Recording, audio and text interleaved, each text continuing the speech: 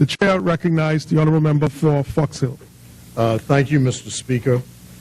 Mr. Speaker, I wish to report again to this House the most recent developments with regard to the fight against illegal migration in the Bahamas.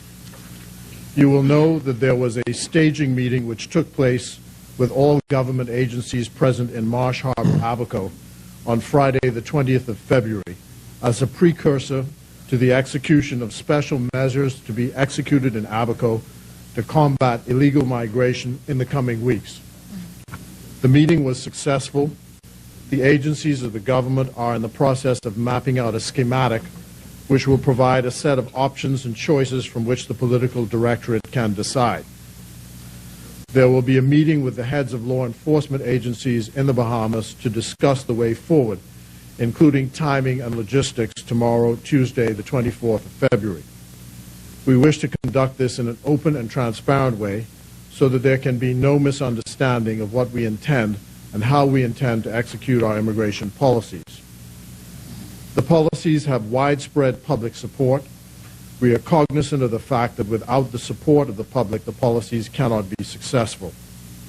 The aim of the policy is severalfold: to ensure the integrity of the workforce and its Bahamianness, to ensure the national security of our state and protect its cultural integrity, to regularize those who find themselves in a legal catch-22 where appropriate, to exclude from the country those who have no right to live and work here. The policy is not targeted at any national group. It is a generic policy. You will also note, Mr. Speaker, that on the 19th of February, the government received notice of a finding of precautionary measures by the Inter-American Human Rights Commission. Please note that we are not signatories to the convention which establishes that commission. However, we are cognizant of the public importance these findings have and how they can influence public opinion and therefore should not be ignored. In this connection, the Ministry of Foreign Affairs issued a statement last week which I shall read into the record, which gives the first response to the findings by the Commission. In doing so, I wish to remind the public that they should remain calm in the face of the many provocations about our country that now seem to be piling on. When one examines the facts, the public will find that the sources of the information are the same. I repeat what I said earlier, that there will be pushback to any new policy initiatives. We have to, however, steel ourselves to fight the pushback because it is meant to sully the reputation of our country and stop the policies. We do not deny that there may be issues surrounding the policies that are open to debate or that can be challenged, but we deny that there is any official policy of targeting any national group, nor is there any official sponsoring of abuse of any kind against migrants in this country. The Bahamas remains a welcoming, lawful country.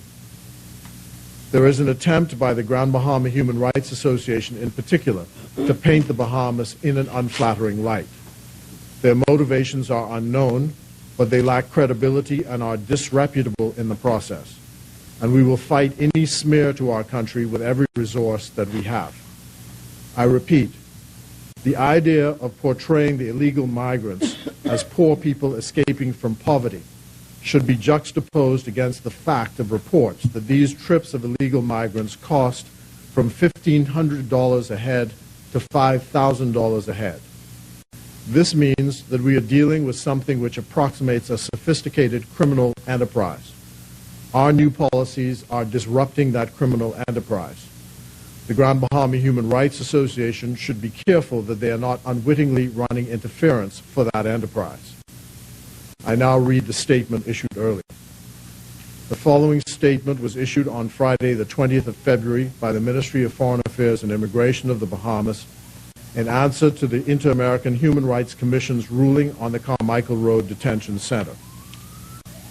The public is advised that the government of the Bahamas is in receipt of a report from the Inter-American Human Rights Commission of the Organization of American States regarding an assessment of the conditions of the Carmichael Road Detention Center and issuing precautionary measures. The measures were issued, it said, because a number of human rights groups claimed that the life and physical integrity of various migrants at the Carmichael Road Detention Center were at risk. We believe that the concerns are overstated and inaccurate.